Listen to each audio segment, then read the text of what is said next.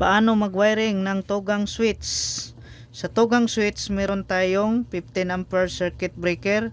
Dito may dalawang linya, yellow line 1, red line 2. Line 1 ay dito natin i-connect sa unang switch na common. Dito sa kabila, ito na yung return. So return ay dito natin i-connect sa line 1 ng bulb 1. Dito naman sa switch 2, dito naman tayo kumuha ng supply na common sa switch 1 papunta dito sa common ng switch 2. Dito sa kabila, ito na yung return. So return ay dito natin i-connect sa line 1 ng bulb 2. Next ay dito na tayo sa line 2. Line 2 ay dito nakakonect yung line 2 ng bulb 1 at line 2 ng bulb 2. On natin ang circuit breaker. Off, on switch 1, on switch 2.